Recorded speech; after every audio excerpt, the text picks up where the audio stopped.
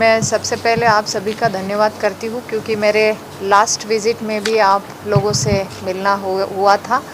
कुछ इनपुट्स आपने भी अच्छे दिए थे और कुछ काम और आगे लेके जाने के लिए आपके सजेशंस भी मिले थे। Thank you so much for that. आज के रिव्यू में मैं ये कहना चाहूँगी कि पीजीआई जो एक हमारा नेशनल इम्पोर्टेंस के माध्यम से हम पीजीआई को जानते हैं, तो यहाँ पे नो डाउट बर्डन है पेशेंट का।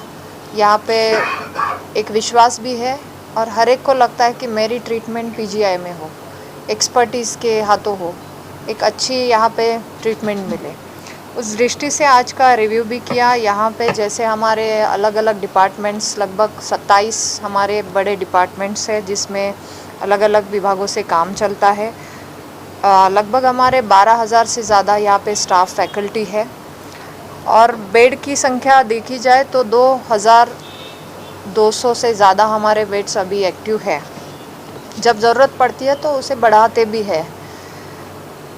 आईसीयू बेड्स को ज़्यादा फोकस करते हुए वो भी बढ़ाने की कोशिश हो रही है, तो अभी वो लगभग 275 है।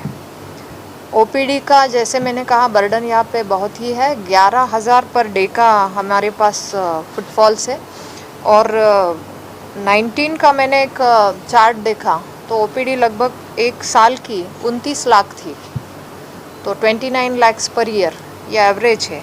वैसे ही हमारी आईपीडी जो है वो 1 लाख पर ईयर की एवरेज में 300 पर डे हमारे आईपीडी के पेशेंट के नंबर है। टेली कंसल्टेशन, जो कि आदरणीय प्रधानमंत्री जी ने हमेशा कहा है कि टेली कंसल्टेशन, टेलीमेडिसिन के माध्यम से लोगों को सेवा मिले। गांव के लोगों को ही वहाँ बैठ के वहाँ के डॉक्टर यहाँ के डॉक्टर जुड़े और उनको मदद करे कि ये सिम्टम है, ये लैब टेस्ट करो, ये ट्रीटमेंट करो, तो उनका खर्चा भी बचे, उनका समय भी बचे। तो वैसे हमारी पीजीआई भी जुड़ी है हमारे एचडब्ल्यूसी से और लगभग हमारे 400 के आसपास हमारे टेली कंसल्टेशन भी उसके आधार पे, टेलीमेडिसिन के आधार से हो रहे हैं। आयुष्मान भारत जन आरोग्य योजना के माध्यम से यहाँ का काम बहुत सराहनीय है। उनको फर्स्ट प्राइज़ भी मिला है। 72,000 का पेशेंट का ट्रीटमेंट मिला है। लगभग 12 स्टेट्स के लोग यहाँ पे ट्रीटमेंट ले चुके हैं आयुष्मान भारत योजना के थ्रू। 154 करोड़ का उसमें पेशेंट के लिए पेमेंट भी कर दिए हैं सरकार ने। ऑर्गन डोनेशन में भी पीजीआई को अच्छा सराहना किया है, प्राइज़ भी मिला है, अवार्ड भी मिला है। एक नॉर्थ इंडिया के रोटो का ये रिकॉग्नाइज पीजीआई है, रीजनल हमारा सेंटर। अब तक उन्होंने अलग अलग ग्रीन कॉरिडोर के माध्यम से एक जो हम कहेंगे कि लोगों की जान बचाने की दृष्टि से लगभग 700 तक का नंबर है कि अलग अलग लोगों के जान बचाने के लिए ऑर्गन डोनेशन के थ्रू काम हुआ है। और मैं कहूँगी कि यंगेस्ट डोनर भी हमारा यही से मिला है, जो 68 आवर्स की एक बेबी थी, एक छोटी बच्ची थी, जिसका जिक्र आदरणीय प्रधानमंत्री जी ने भी मन की बात के कार्यक्रम में किया। मुझे लगता है कि अनोखा उदाहरण यहाँ की हमारी फैकल्टी ने सामने रखा है। ऑनलाइन रजिस्ट्रेशन हो, ऑनलाइन लैब रिपोर्ट हो, जो कि समय बचाने के लिए और पेशेंट को ईज़ ऑफ डूइंग के लिए हम लोग जो सोचते हैं, इस दृष्टि से पीजीआई आज काम कर रहा है। ब्लड बैंक की सर्विस हो, उसके अलावा हम एडवांस सेंटर भी चलाते हैं, जहाँ पे एडवांस हमारे डायरेक्टर साहब विवेक जी ने कहा कि एडवांस में हम लोग आके काम करेंगे और अगले आने वाले दिनों में भी कुछ एडवांस सेंटर में यहाँ पे काम शुरू होगा। अभी एडवांस कार्डियक सेंटर है, एडवांस ट्रॉमा सेंटर है, एडवांस हमारा आई सेंटर है, एडवांस पीडियाट्रिक सेंटर है, जिसके माध्यम से हम लोग यहाँ पे सेवा दे रहे हैं। लगभग पेशेंट के लिए कभी कभी एक फ़ंड की ज़रूरत होती है। अलग अलग हमारी योजनाएं हैं, आयुष्मान भारत प्रधानमंत्री जन आरोग्य हो या फिर हमारा हेल्थ मिनिस्ट्री का डिस्क्रिशनरी ग्रांट हो, राष्ट्रीय आरोग्य निधि हो। इसके अलावा यहाँ पे ऑनलाइन पोर्टल है एक पीजीआई का, जिस पे डोनेशन लोग करते हैं और उसके आधार पे यहाँ पे पेशेंट को मदद मिलती है, खास करके टर्शरी केयर के लिए। अब तक 3,000 पेशेंट को मदद मिली है इनके इस डोनेशन के पोर्टल के माध्यम से। हमारे 3 सैटेलाइट सेंटर जो है पीजीआई के थ्रू, एक संगरूर में है, जो कि लगभग बन के तैयार हुआ है। 449 करोड़ का उसको बजट दिया था सरकार ने।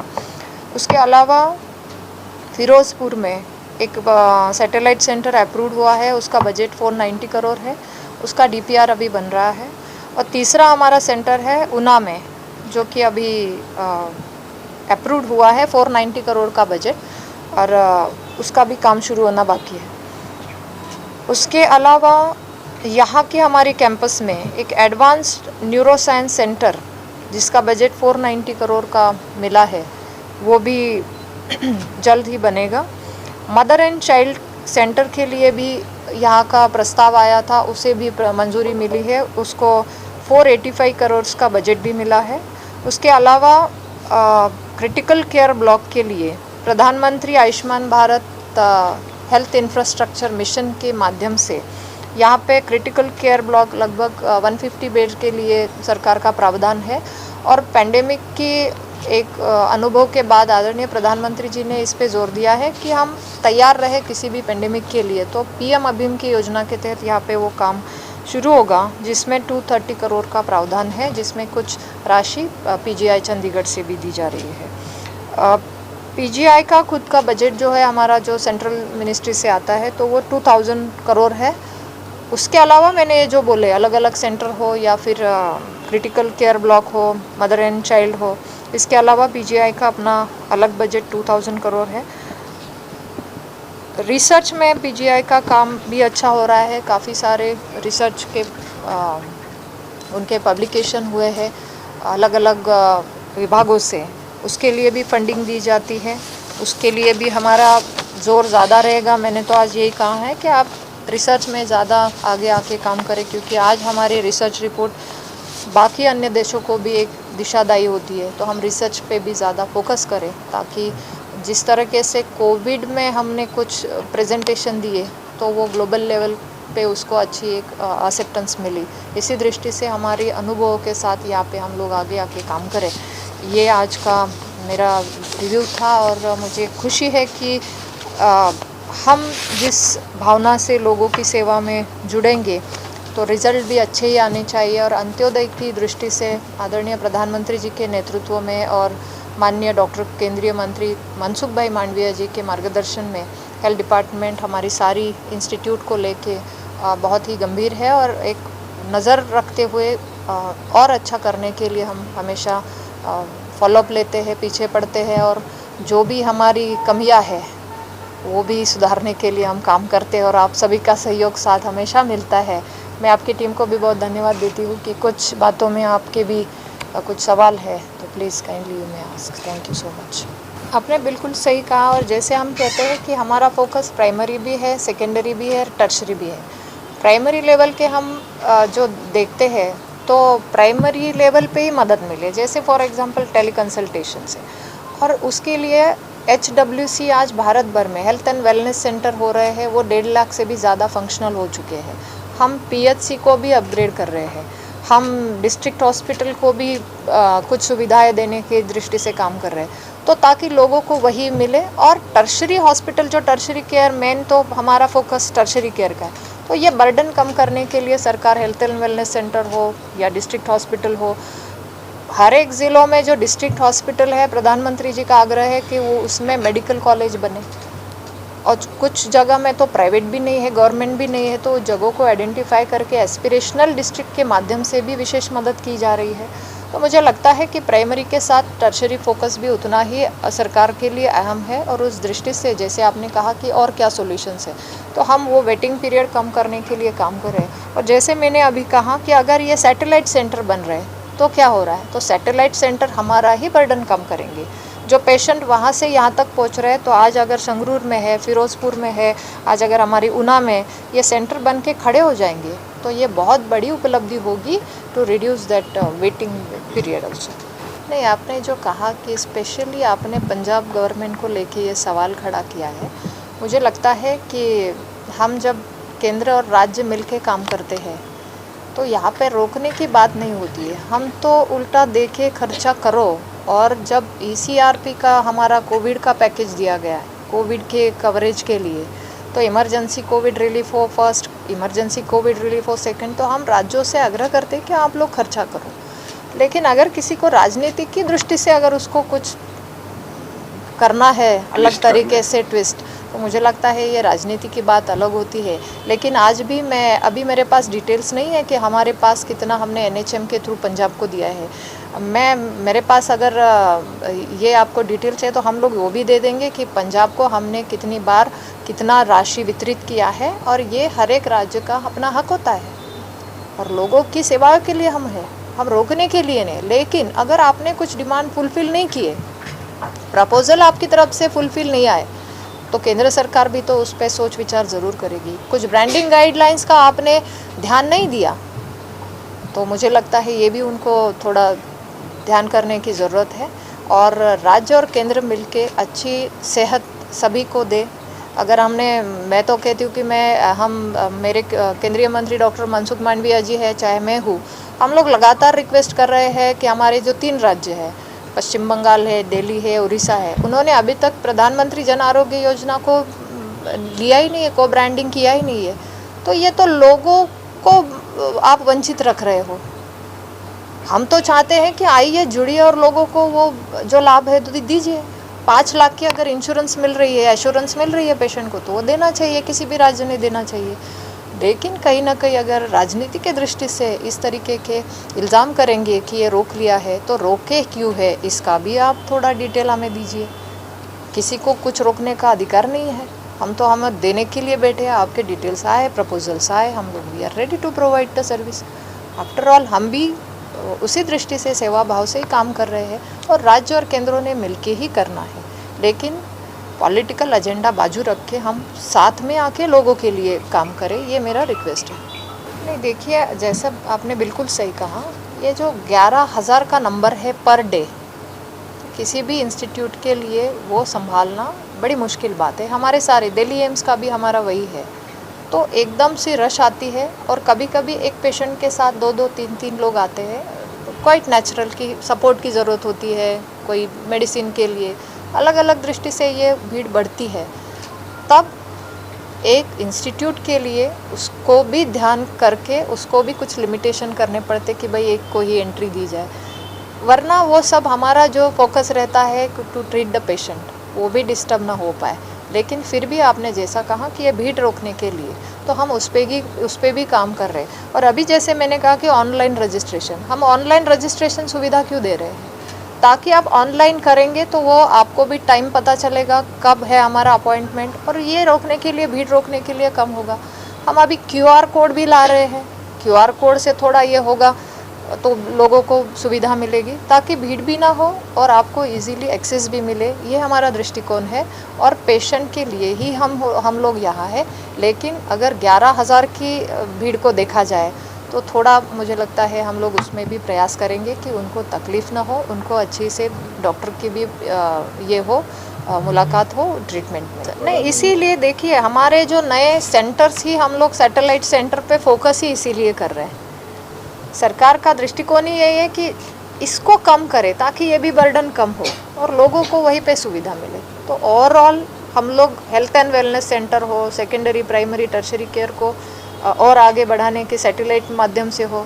और मैं तो कहती हूँ कि ये पहली बार 3-3 सैटेलाइट सेंटर मिल रहे हैं। It's a very good and very big thing for me, क्योंकि हम हर एक राज्य में एक एम्स दे रहे हैं, वो भी बड़ी बात है। और यहाँ पे 3 सैटेलाइट सेंटर मिलना भी बहुत बड़ी बात है, और यहाँ पे काफ़ी सारे अन्य राज्यों के भी पेशेंट आते हैं। नहीं, इसमें हम लोगों ने जो सुविधा दी है, तो अभी सरकार ने ये भी देखा, आपने देखा होगा कि हमारे जन औषधि केंद्र खुल रहे हैं।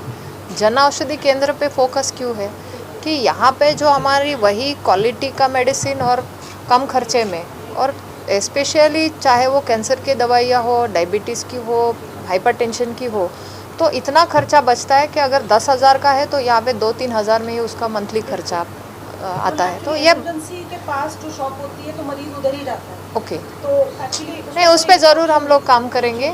और भारत भर में आज अगर 9,000 जन औषधि केंद्र खुले हैं तो ये बहुत बड़ी उपलब्धि है। सिर्फ हमें पेशेंट तक वो अवेयरनेस भी करना है कि ये आपके लिए ही है, वो जेनरिक का हम लोग नहीं, आपने थोड़ा डेटा आप हमारे पार्लियामेंट में क्वेश्चन भी आते हैं regarding this health and wellness centre को।